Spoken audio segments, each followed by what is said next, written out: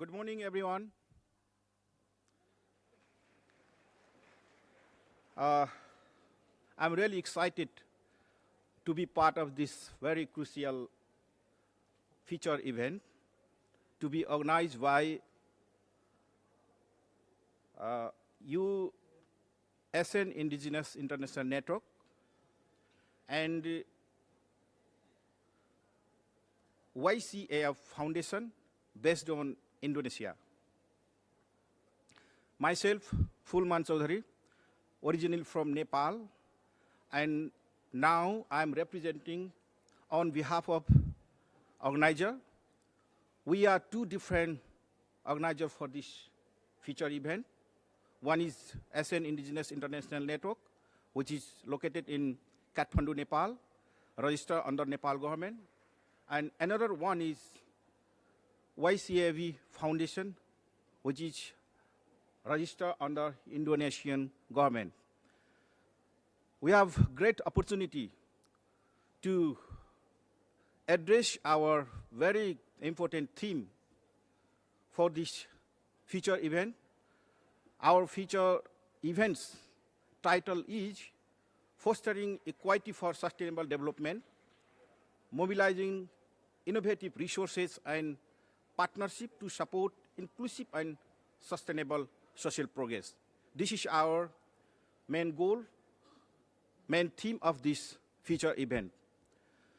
And for the sessions, the main objective is to explore diverse perspective and practical insight on fostering equity and inclusion as central drivers of sustainable development and mobilizing innovative resources, partnership, and solution to ensure no one left behind.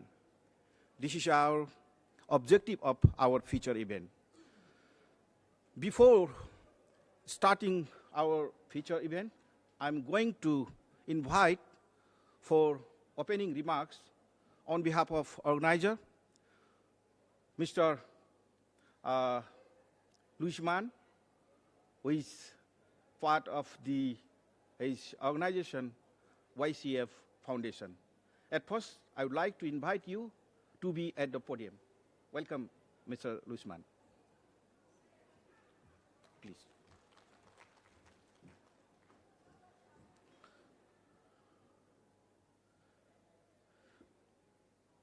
I have very big personality in this beautiful room.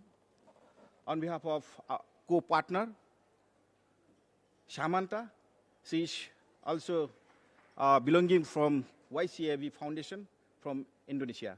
Welcome in the podium.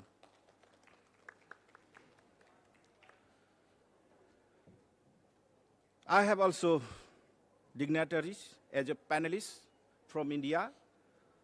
She is Kanti Kumari Gari.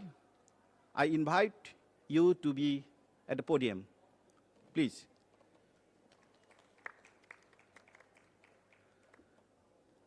I have next panelist, who is from Tanzania.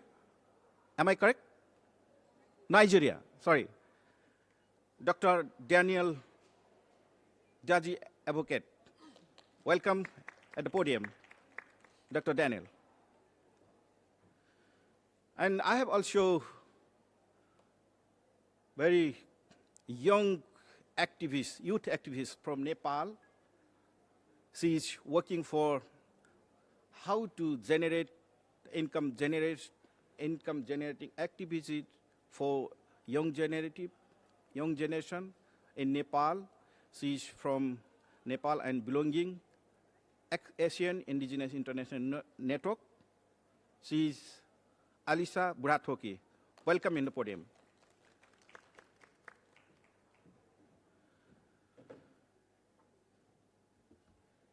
Now, I turn again to Mr. Luisman to make a welcome and opening remarks for this session. Welcome.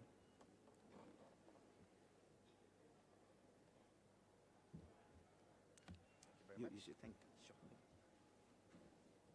Sure. Thank you, Mr. Fullman.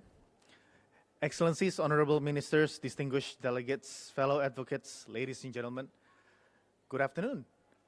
Welcome to this featured event, and this is a very crucial hour, I believe. It's right before lunch, so I hope you will give us your best attention, and we will try our hardest to supply you with useful information and not keep you away from your food any longer. As mentioned, my name is Lusman Yunarto from YCAP Foundation in Indonesia, and it is a privilege for us to be at the Second World Summit for Social Development, especially today on a featured event theme that could not be more urgent: fostering equity for sustainable development, mobilizing innovative resources and partnerships to support inclusive and sustainable social progress. I am here with my colleague, Samantha, from YCAP Foundation Indonesia, and this event, of course, would not be possible without the support of our co-host, Mr. Fulman Chowdhury of the Asian Indigenous International Network. Now, we gather at a time of remarkable progress and stubborn gaps. Globally, extreme poverty has fallen dramatically over the last decades. Yet, progress has stalled in recent years, and nearly 700 million people remain in extreme poverty. Stats we all know all too well. This pause is a reminder that growth alone will not deliver equity. We must deliberately design financing, policies, and partnerships that reach the most excluded. Let me bring this to scale of our Asian region. Asia is home to immense economic dynamism, but also to persistent vulnerability. A large share of work in the Asia-Pacific remains informal. Roughly 2/3 of jobs in the region are estimated to be informal, exposing hundreds of millions to unstable earnings, no social protection, and limited access to formal finance. Informality is a structural equity challenge. It thwarts income security, reduces tax bases, and limits the reach of services. Indonesia, where I'm from, illustrates both opportunity and urgency. Official statistics show Indonesia reduced its poverty rate to 9% in March last year, 2024, which is a real achievement, translating to tens of millions of people moving out of poverty in recent years. And yet, vulnerability remains widespread, and measurement under different international lines still points to sizable populations at risk. Inequality is part of the picture. Indonesia's Gini index was recently around 0.381 in September 2024, signaling that unequal outcomes persist even as aggregate poverty falls. Again, social protection remains the bedrock of inclusive resilience, yet coverage is incomplete. So where should we focus our collective energy after this summit? If you would allow me to make some recommendations. First, we should mobilize innovative finance that explicitly targets equity outcomes. Blended finance and impact-linked instruments must be structured so they reduce costs for pro-poor investments, for community health, early childhood nutrition, social care, and affordable housing, not just crowd in private capital for commercially attractive projects. Second, scale partnership models that connect public budgets, multilaterals, philanthropy, and community organizations, as we have the opportunity to connect with so many in this summit. Public finance provides scale and legitimacy. Partners can innovate delivery, reach marginalized groups, and share risk. In Indonesia and across Asia, public-private community coalitions are essential to extend services into informal settlements and rural areas at pace and depth. Third, we need to invest in social protection floors and formalization, recognizing informality is not just an employment statistic, but a barrier to access to credit, insurance, and life-changing services. Formalization policies combined with portable benefits and digital payment systems can and will protect livelihoods without sacrificing flexibility for workers. Last but not least, we need to focus on centering data, inclusion, and gender. Collect disaggregated data so no group remains invisible. We ensure women, youth, and persons with disabilities are prioritized in resource allocation. And design financing, again, to reduce, not entrench, existing inequalities. Let me now highlight an example of partnership model organization in Indonesia that demonstrate how this work can be done. YCAP Foundation was established in 1999, has been operating at scale to empower youth and women through education, training, and microfinance. For example, as of recent reporting, YCAP has provided soft skills training to more than 4.8 million young people in Indonesia and supported over 200,000 ultra microfinance women entrepreneurs. This year alone, they secured a grant from the City Foundation to enhance youth employability and digital skills with a focus on young people from low-income backgrounds, women, and persons with disabilities. They have also run digital literacy programs with Meta Indonesia, the people behind Facebook and our social media, of course, and the Ministry of Education, which trained over 700 teachers and 16,000 students in 8 provinces on how to use the internet safely, thinking critically and engaging as digital citizens. Another project that they engage in was also to work with youth in environmental and sustainability education, recycling project, obviously dealing with ESG, something that's near and dear to all our hearts, partnering with Saffron Indonesia and working with high school students in waste management and circular economy. These are concrete illustrations of mobilizing innovative resources and partnerships, private sector, civil society, and government to advance inclusive and sustainable social progress at the grassroots, which is something we really want to do more of, and we hope through the Asia regions we can do a lot and collaborate with a lot more organizations as well. Finally, let us remember equity is not just a social objective, it is a multiplier for sustainable development. When children are nourished, when workers have security, when women can participate fully in the economy, we unlock productivity, broaden tax bases, make climate transitions fair and durable. Recent national programs, from targeted nutrition initiatives to conditional cash transfers, show how policy plus finance can produce impact if we are deliberate and collaborative. Colleagues, the task before us is both technical and moral, to design financing, partnerships, and policies that ensure growth becomes shared prosperity. As discussed in the past few days of the summit, let our ongoing discussions be bold, but let it be practical also. Identify concrete financing instruments, pilot partnerships that can be scaled, and measurable commitments to extend social protection and services to those still left behind. I look forward to the rich exchanges ahead amongst the panel as well, and to working with all of you to translate this summit's ambition into measurable, equitable progress across Asia and in Indonesia, because sustainable development will only be durable when it is equitable. Thank you.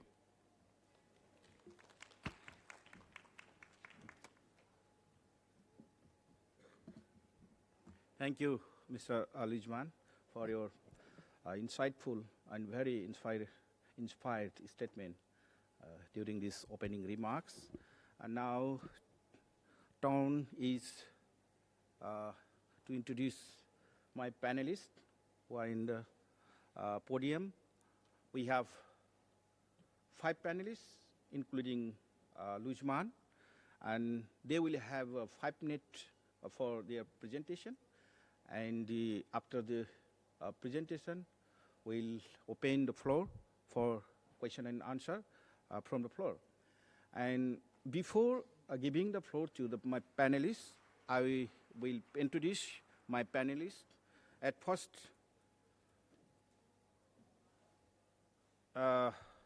we have now 4 panelists. Firstly, I would like to introduce Dr. Daniel.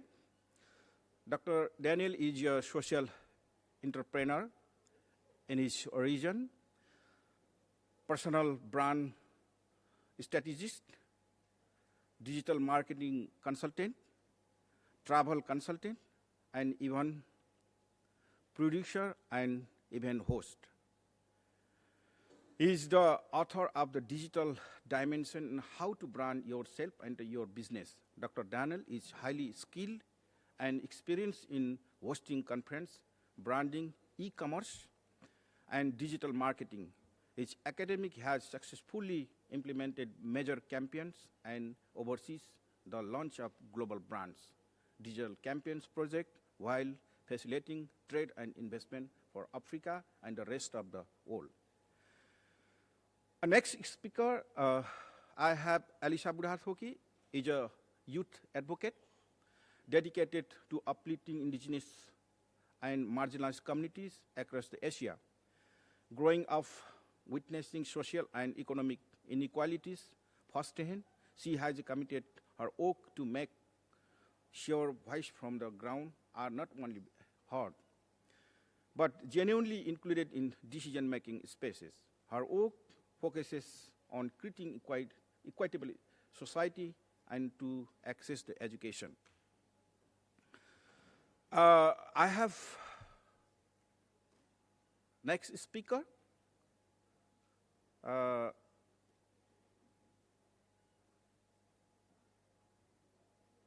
Is Kanti Kumari Gari. She is belonging from Urao tribal from Jharkhand, India. By profession, she is a cabin crew in Indian's reputed airlines in last 15 years. Additionally, she has privilege to being crowned as a Miss India International second runner-up in 2022. She has participated in esteemed global conference, including United Nations, including Best Diplomat in Turkey and Africa. She has also represented India in United Nations Head of Office Geneva in 2018 and 2024 for tribal people. She is founder of the Pride of Tribe to make positive impact to tribal people on a global platform. And I have our speaker from YCAV Foundation. She is working since last several years focusing to marginalized communities issue in Asia, including Indonesia. She has very good skill to raise the voices at the international platform. So these are my panelists for this session. Now, I would like to request to make his statement to Dr. Daniel at first. You will be only for 5 minutes, and because we have very constrained time, so you should be finish your opinion in 5 minutes.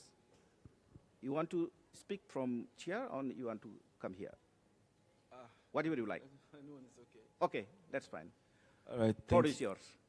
Thank you very much. Good afternoon, ladies and gentlemen. It's really an honor to be here. Distinguished guests, leaders from all nations, my fellow African brothers, I see you.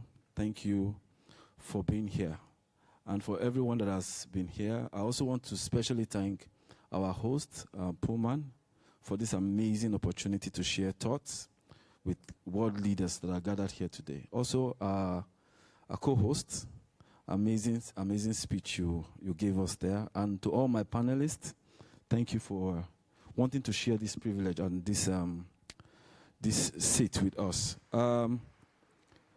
Our topic today, fostering equity for sustainable development, is more than just a policy. It's a conversation, and I believe the more we have conversations within ourselves, the better we are going to build a better world. By the way, let me introduce myself properly. My name is Dr. Daniel Deji Ayodele. I'm a Nigerian, but based in Istanbul, Turkey. I'm the founder of ME Program. ME Program simply stands for Mind Shift, Empowerment and Employment Initiative. We are a global organization focused on entrepreneurship, trainings, mentorship, financing of entrepreneurs, and connectivity. So basically, we do trade delegation movement from Africa to Asia to Europe, and we are based in Istanbul, Turkey. I'm also a brand strategist, personal brand strategist. And I also I've written 2 books, Digital Dominance. I'm an author. I've written 2 books, Digital Dominance, which of course teaches entrepreneurs how to proven way to making money from leveraging on digital skills and how to brand yourself and your business. It's an amazing book that helps young entrepreneurs, leaders like yourself, to position yourself in the world, understanding that people don't buy product. What they buy is you. And if we are going to build a better world, we need our voices to be heard by branding ourselves. Now, the topic before us today is an amazing topic. Like I said, it's going to be a conversation. So, the issue is not talent. The issue is access. Do we have equitable access? Do we have access to right information? Do we have access to training that matches real market needs? Do we have access to network? Even though we are gathered here today, are you connecting to the right people? And this is the gap that for us at Me Program, we fix. We have a lot of people, a lot of African entrepreneurs with bright ideas. Of course, you might be sitting here now, you're thinking, oh, I have this brilliant idea. But what have you done with your idea if you do not have the right access to people that matters a lot in the community? And that is what we do. We build confidence, we build skills, and we build bridges. We have been able to organize trade delegation from Europe to Nigeria, to India, to China, and we connect people all over the world. We host cross-border B2B trade connections. We run business development clinics, and we support women and youth network. Now, dear partners, I have seen transformation, but I believe that this conference, we are here today at this conference for something very transformational, and that is why this topic is very, very important. Please, as we proceed in this meeting, I want us to engage one another. This conference would remain the same if you just come into this room and you're not talking to the person beside you. One of the most important things that I want us to take from this conference is when we go back to our individual countries, our nation, we remember that we met someone that is a change maker and we are ready to work together. We're going to be discussing partnerships, and we're going to be discussing what we have done and how we can collaborate together. So I look forward to a very, very smooth and profitable conversation. Thank you very much for having me, and I'm grateful.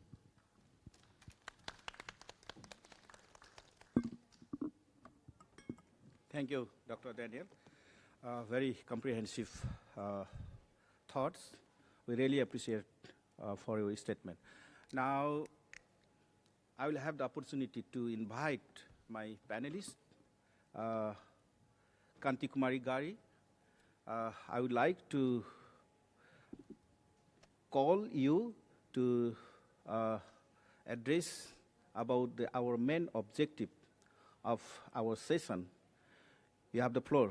You will have the opportunity to just for 5 minutes for your representation. Okay. Thank you.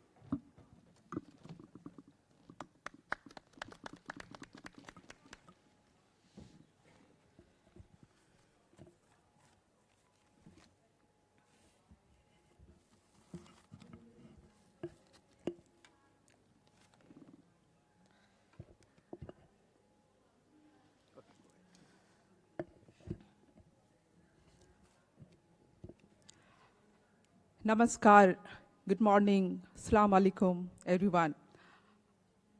This is the first time I'm here to be the panelist, and I'd like to thank, first of all, I'd like to thank our Fulman sir to invite me here to be this conference, and I'm so excited to be the part of this, and I'd like to welcome all the delegates came from the different part of the world and make this event successful. And so as Fulman sir, he introduced me that I'm from India, but I belong to the tribe, and by profession the cabin crew. But being a tribe that I have faced lots of challenges, and here the topic is the social development. So being a tribe that I have faced lots of challenges. So I would like to, first I'd like to share my journey so that you can connect with me, how Indian tribes people, they are facing so many challenges, today's topic. So in India, for the women, it's a, they believe that Indian women only for that 9-to-5 job is not good for them. So for when I started my aviation job, it's very challenging. And when I started my career, I moved to one country to another country, and I learned lots of things. And when I come to my community people, I have seen they are struggling a lot. Then I thought, oh, my tribal people, they have facing lots of problems.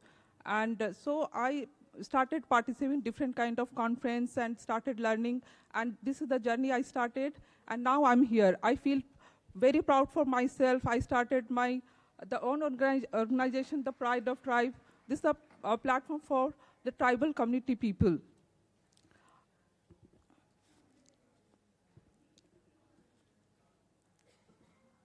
I'm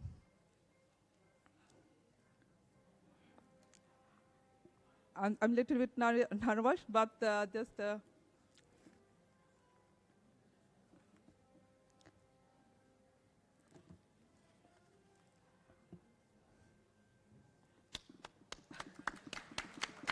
Thank you, thank you. Okay. Okay. So, sir, when I will talk about the tower, the social development, I will just, because my more focus in the tribal community people, so I have seen many challenges. So my Pride of Tribe, the platform is to uplift the tribal community people. Tribal community people, they have the different kind of challenges, they have different kind of struggle. So they need the different platform to address, because tribal people, they are very sensitive, they are very shy. So my platform is to bring them in the global platform. And when you talk about the social development means the economic, there should be growth. And they also recognize in the global level, like my community people is not given equal opportunity and not given right to talk. And I'm here to talk about my community people.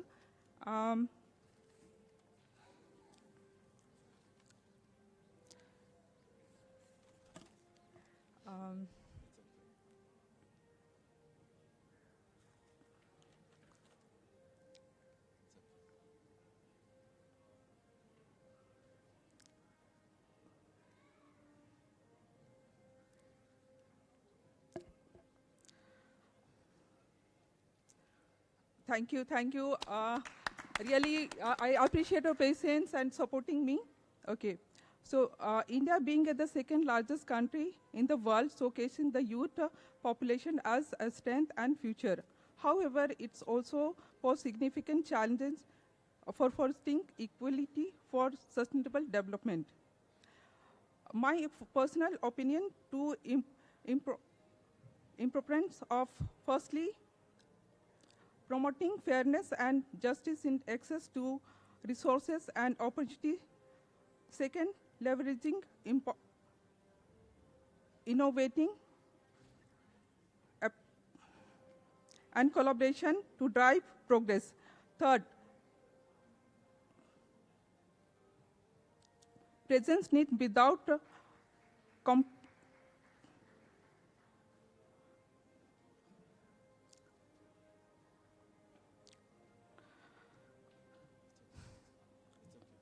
if you observe this, community people have different challenges and struggle, as they are very sensitive and introvert. They need the different platform to address their burning issues and have them to taken seriously. Although there are many schemes and projects for indigenous people, they often don't reach them or help them mainstream and grow. Here, partnership and resources play an important role in sustainable social progress.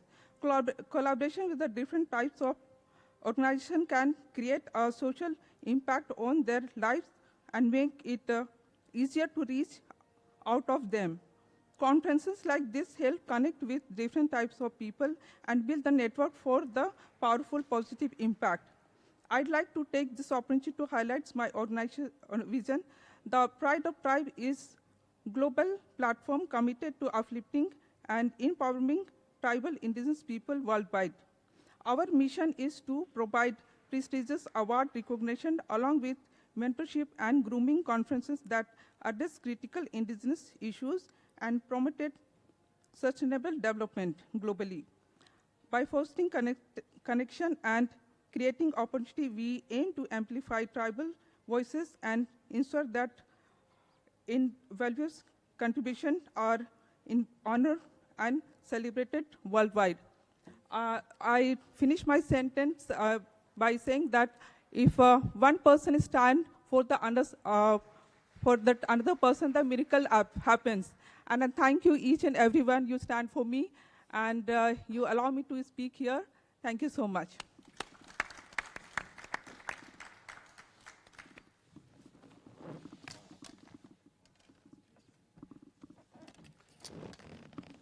Thank you very much for your very wonderful thoughts. Yeah, you know, we are indigenous people. We have own culture, own living style, and making a statement sometimes it happens difficult to how to involve in this kinds of moment, this kinds of environment. We have own style to conduct our session or meeting. So I prefer we should design the conference hall, conference meeting, each for indigenous perspective. So I think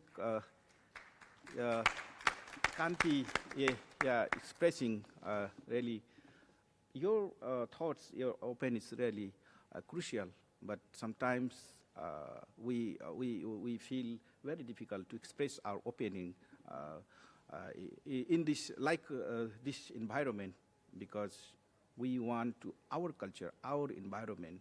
So each and every member state and the UN entities and international organization should include our perspective and should adapt our indigenous old views.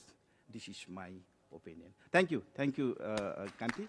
Now I would like to invite youth advocate Alicia Buratwoki. She will express her opinion as for mention our main theme of this session. You have the floor. You want to use the podium? Okay, welcome.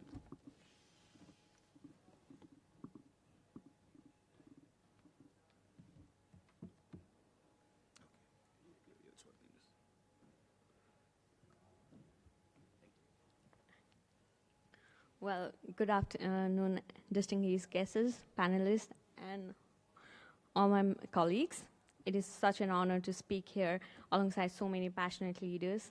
I want to especially thank Mr. Fulman Chaudhary and the Asian Indigenous International Network team for creating this amazing initiative and making me a part of it.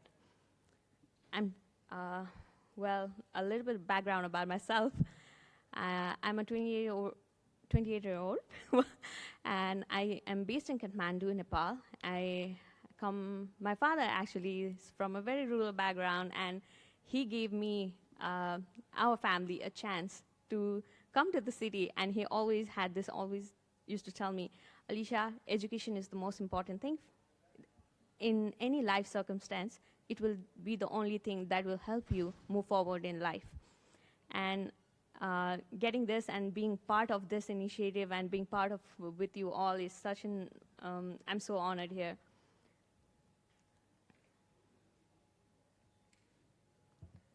Well, the statement fostering equity for sustainable development, mobilizing innovative resources at partnership to support inclusive and sustainable social progress emphasizes the importance of ensuring fairness and inclusivity in the pursuit of sustainable development.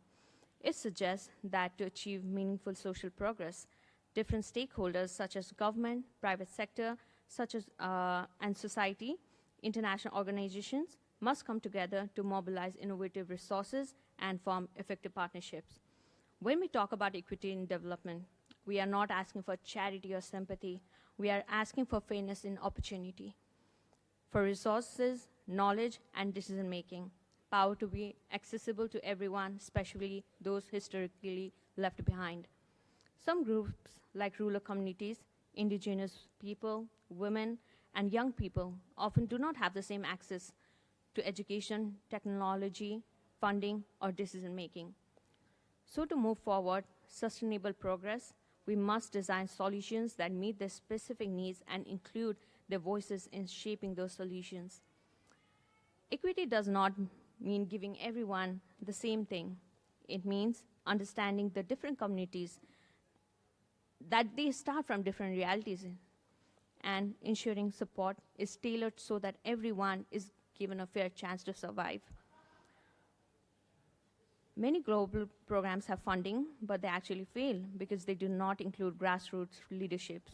For example, we see so many youth and Gen Z leading climatic justice movements, raising awareness, influencing policies, and bringing global attention to local issues. We see women, cooperatives, and indigenous conservation groups protecting natural resources while supporting local livelihoods. Those are powerful examples of community-driven solutions and are sustainable because they do come from the lived experience. Innovation is not only technology. Innovation is also trust, co-creation, and shared ownership. In the communities I work with, we see the most progress when local youth are included not just as beneficiaries, but as collaborators in decision making. When they are empowered to co-lead initiative, the solution become more culturally grounded, sustainable, and accessible. Well, in the end, equity is not only about distributing resources, it's about redistributing power. When marginalized groups lead, when youth have a seat at this table, when partnerships are development becomes more inclusive, more resilient, and more sustainable. If we continue to invest in community leadership, youth engagement, and collaborative innovation, we can create social progress that truly leave no one behind. That's my closing statement. And thank you so much. Thank you all. Thank you, Alicia. Yeah. We have only 23 minutes remain now. I think we will have a lot of concern to be asked our panel, but I think we didn't have much time to cover all the questions from the floor. Even though I will try to cover the question and answer from the floor. And before going to the floor, I would like to welcome to our panelist, Samantha. She will express her insightful opinion about the main objective of this session. Welcome. You will speak from chair? Yes, Okay, thank you. Thank you, Fuman, and hello everybody. Welcome to this session. As Fuman has greatly introduced, my name is Samantha and I'm from Indonesia, specifically coming from YCAP Foundation. And as the panelists have mentioned, it's such an honor to be on this stage, and it's been amazing hearing each one of you giving your perspective from your countries in regards to this session that we're talking about, which again, as everybody has mentioned, is very important. And for this session, yes, it is fostering equity. And what we're talking about for this session, it relates to the Copenhagen's commitment, right? Number 9, which is to increase resources to social development. And as the panelists have mentioned, when it comes to resources, it can look like a lot of ways. It can look like networking, it can look like access, it can look like opportunities. For my part, what I want to focus on is the financing part. And maybe some of you may ask, well, how important is money? Money isn't everything, we know that, but when it comes to achieving or supporting the SDGs, it can mean everything, right? And so I hope that today what I can share to you guys can be beneficial, because from back home in Indonesia and in YCAP Foundation, when we have done some works and rethinking on how we can mobilize financial resources, and that has been nothing short of transformative, really. And so, yeah, I hope that I can share a little bit about that. And to start, we can just say that in recent years, we can really see a changing landscape of philanthropy and finance within the Asian market. And what we have to understand is that when we talk about philanthropy, when we talk about giving, from the Western world and the Asian world, it can look very different, just from the characteristics of donors, from the capital that's available, and things like that. And this evolution is being driven by demographic change and the rise of young givers, as well as the rise of middle-class donors as well. But at the same time, however, the financial architecture to support this shift remains uneven. So across Southeast Asia, regulatory incentives for philanthropy are still limited. Speaking from my own experience when it comes to my country, Indonesia, the tax incentives is not so supportive of giving. In America, we know that when investors or corporates donate, they have that 501c3 license where tax can be deducted, but that's not the case for a lot of countries, Indonesia included. So for us organizations, we have to be a financial innovator in what we do. We have to be very creative in the financial solutions that we can provide. Because in the Asia Pacific region alone, estimates suggest an additional 1.5 trillion US dollars or more annually is still needed to achieve the SDGs. So public budgets alone cannot fill this gap. Official development assistance is still insufficient, and philanthropic capital remains comparatively under leverage. So we cannot simply wait for grants, though as helpful as they are, as needed as they are, we cannot just depend on them. And we must engage capital markets and cultivate diverse funding streams to remain resilient. And so to close this deficit, we must unlock what we say private finance or capital market at scale. And so that's what we've been doing at YCAP Foundation. A brief intro to the organization. So we are Indonesian-based. We are founded back in 26 years ago. And our goal has always been to break generational poverty. And we believe in doing that through education as well as economic empowerment.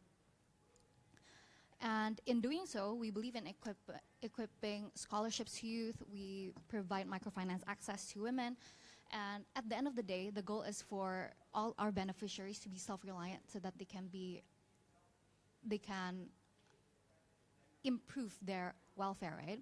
But how is it that we can expect our beneficiaries to be self-reliant if we ourselves as a foundation is not self-reliant, where we still depend on grants, we still depend on external factors, as good as they are and as important as they are, we need to be independent as well.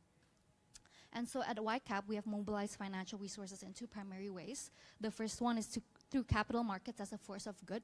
So what we've done is we've recently just established our social impact mutual fund called the Juara Empowerment Balance Fund. The brochure is here, so perhaps I can share it with you after the talk. But this social mutual fund is different than an endowment fund, and how it's different is that investors, when they invest within this fund, they can still keep their capital.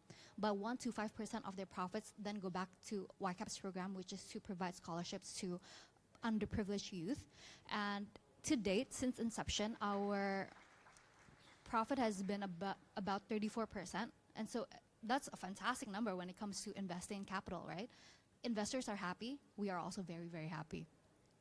The second way we've done it is through impact investment. So YCAP also has an impact investing arm.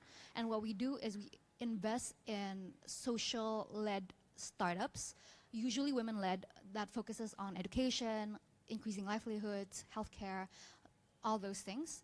And to date, we've successfully exited from 2 of our portfolio companies, and those 2 exits are as big as 10x. So just in that itself, we were able to invest in more companies, and we were able to provide more financing to women entrepreneurs as well as education to kids. And so when we think about mobilizing financial resources beyond just one-time giving, instead of one-time giving, we look to it as a long-term capacity giving. It can unlock so much potential. Yeah, and with that in mind, because Aisha, you mentioned a lot about partnerships, right, and the effects of partnerships. So I think when we work together with governments, when we work together with investors, donors, local actors, and we kind of work towards catalyzing capital so that we financially mobilize our resources in that way, it can bring a lot of change that is long-term and sustainable. Thank you. Very comprehensive presentation. Thank you, Samantha. Now, we should move on next round. In next round, I would like to ask few questions to my panelists. At first, I would like to ask to Dr. Daniel. You have very good experience in your region, basically for how to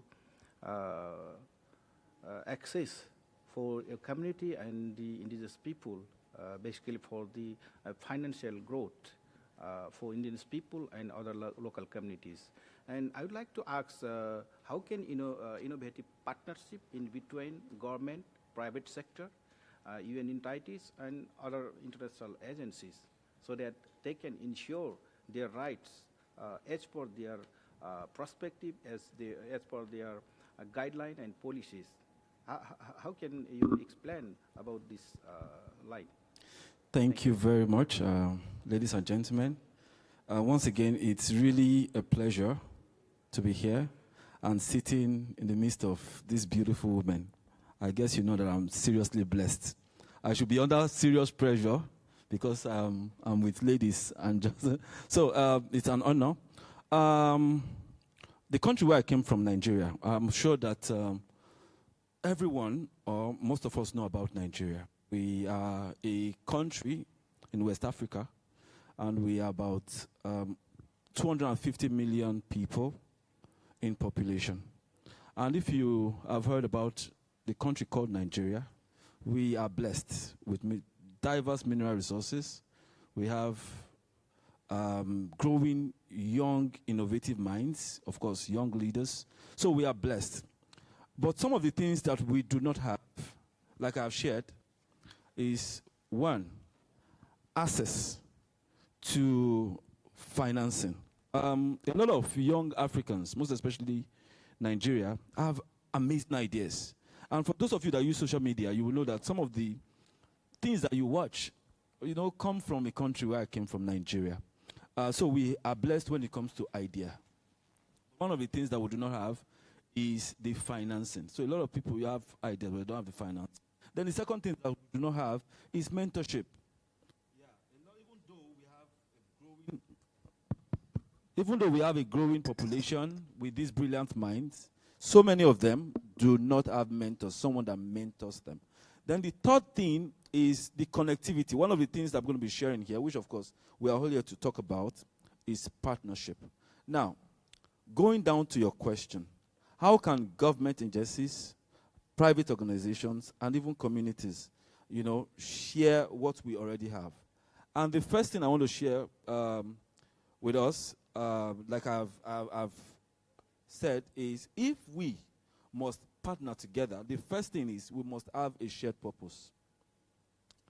What are we coming together to talk about? Before we even start partnership, what are the goals that we want to aim? Do we have aligned goals together? Because if we do not have aligned goals, we'll just be wasting our time. What are your vision? Do they align with us? So if you see organizations not coming together properly because they lack alignment of vision. Secondly, locally led design. I want to say this here. It is very easy for us to come together and say, oh, we have this idea. But if your partner is not on the same table as you, that partnership will not work. So it's not just about creating the table. Each and every one of us must be on that table to design what we want to do.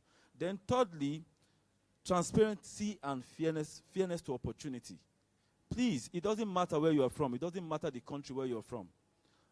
Opportunities are everywhere. However, we must be transparent to ourselves. And that's why I'm going to talk about something briefly. Fit. We're here to discuss partnership.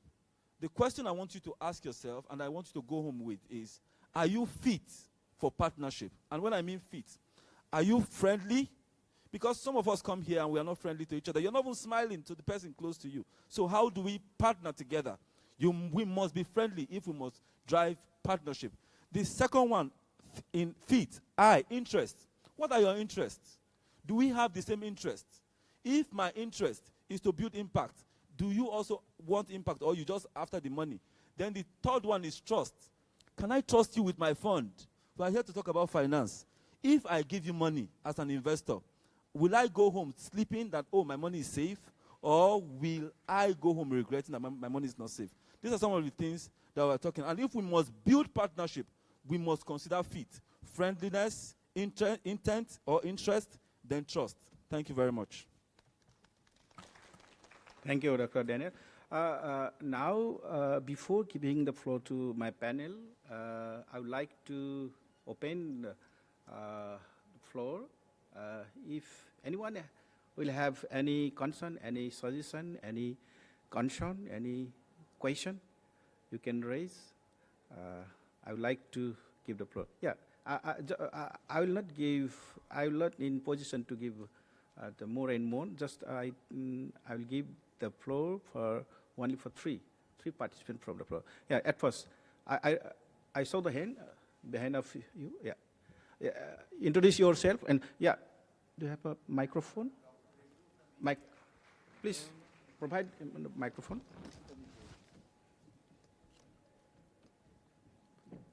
Please, very shortly. Myself,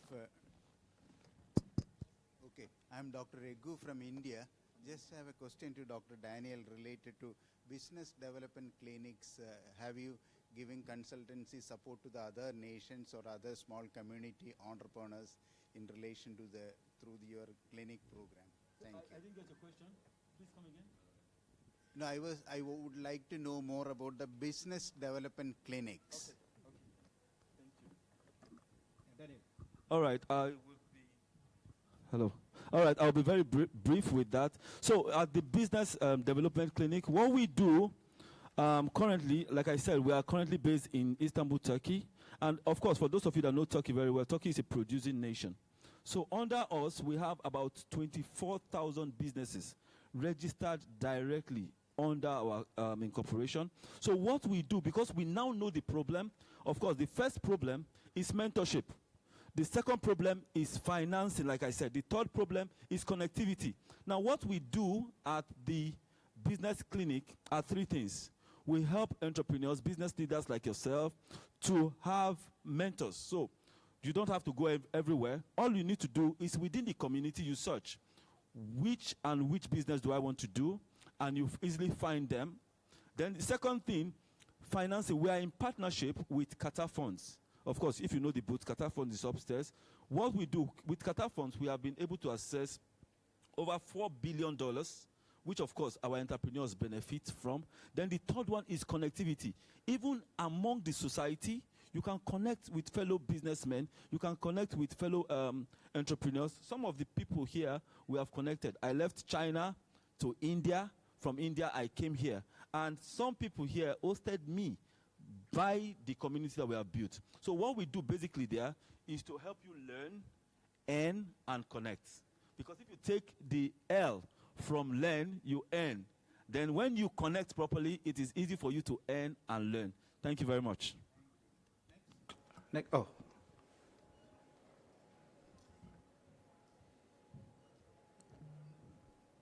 Please introduce yourself and just for 1 minute. Thank you for this opportunity. My name is Wendy Aura from Kenya, and my concern is about the access to finances that you're talking about. I know private sector is one of the sources of financing that we can actually offer to entrepreneurs, but again, what are some of the government, do you have some of the government initiatives like affirmative funds that are specifically allocated for young people, women, or any special interest group, so that they have maybe a different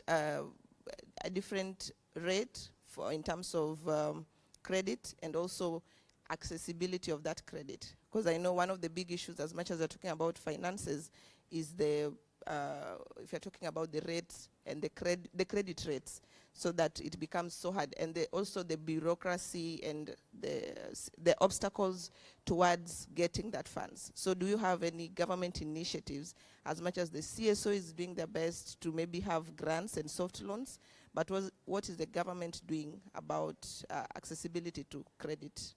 Thank you. Yeah, behind of you. No. Okay, please give me.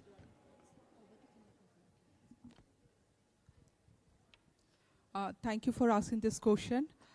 When you talk about the growth, you definitely will relate with the finance.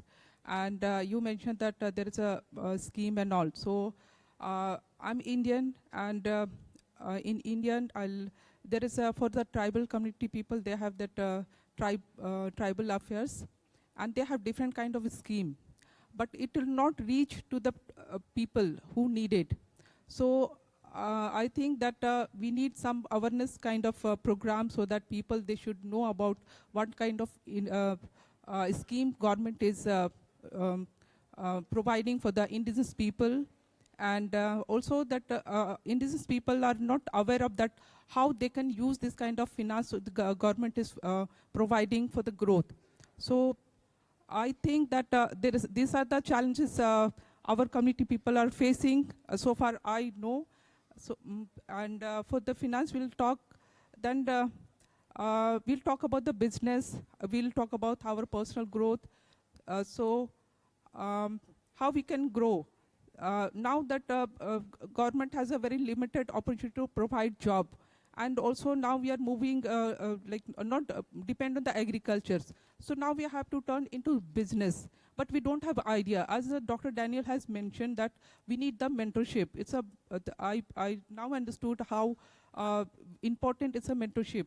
I think it's a very important step, and also in the community people also they have to start this kind of meeting so that they can connect with each other, they can share idea each other, and they can grow financially. So I hope I can able to answer your question, ma'am. Thank you. Okay. Thank you, Kanti. Thank you. Yeah, just I want to one question from the floor. Yeah, so my name is Fatih Abigail Abdullah. I'm from Ghana. I equally run a social enterprise, but I'm here on the ticket of the Network for Women's Rights in Ghana. My question, I think, goes to YCAP. I don't know if I got it right. You mentioned about how you work with the capital markets, and I'm very interested in whether people that benefit from that process are able to negotiate for flexible funding, because I think it's one of the key things when it comes to access to finance, especially for social enterprises and cooperatives. But beyond the flexibility of the funding, also looking at most instances when we talk about social inclusion, we talk about the microcredit. But I think there is a middle ground where people have outgrown micro, but are not really at the macro, and they are in the middle. And I think especially for people in the social enterprise field, that is where the major funding gap is. And I would like to know what you do around that, and whether your work is centered only in Indonesia or goes beyond that. Thank you. Samantha, would you like to respond? Yes, thank you for that question. And I think to your question, I would like to mention a little bit about what you said, Daniel, because I think it's really important where when we have investors or we have potential investors or potential donors, how is it that we can get them to trust us to manage the fund well, to not only manage the fund well that it grows, but manage the fund well that it's given to the right people, right? And that's what we call outcome-based funding. It's part of it. It's a big part of it. And I think when it comes to that, that's a great part of where we can answer in terms of flexibility. But sorry, just to dive deep a little to your question, when it comes to flexibility funding, are you talking about the investors or the beneficiaries? The beneficiaries. Oh, in terms of getting flexibility in how they can access the funding? Okay, for right now for YCAP, what we're doing with that, because we need it to be measurable, the impact that we're doing, the program is it has a limited scope. It's very specific in what we're doing. And the reason for that is because we want to be able to measure. With $1 invested, this is the amount of impact that we can give.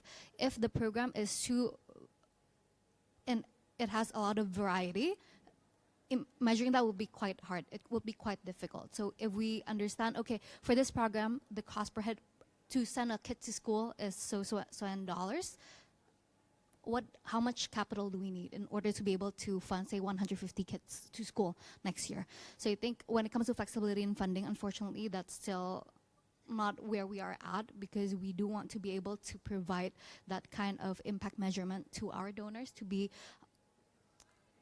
to be credible and to be accountable of the funds that we're managing. And for the second part to your question, for the macro funding, I do agree that there's that gap when we're talking about startups, not just the big size startups or the small micro ones, but just in the middle ticket size, right? So within YCAP, as I mentioned, we do have an impact investing arm. And so that's the kind of social enterprise that we do invest in, where we are looking for startups, social enterprises that is women-led, women impact, and technology-led as well. Startups, right? So the sizing-wise, I would imagine it's where you're talking about. However, for now, we're still operating only in Indonesia, not yet elsewhere. Okay. But would be interested to talk more to you about it after the session to kind of know where you're coming from and the programs that you are leading as well in your country. Thank you, Samantha. Before concluding this session, I would like to give the time just for 15 seconds. Would you like to mention about the partnership innovation for sustainable development? Just 15 seconds. Would you like to say something? Each panelist will have only 15 seconds. At first, I would like to ask to Alisa, 15 seconds. Partnership innovation for sustainable development.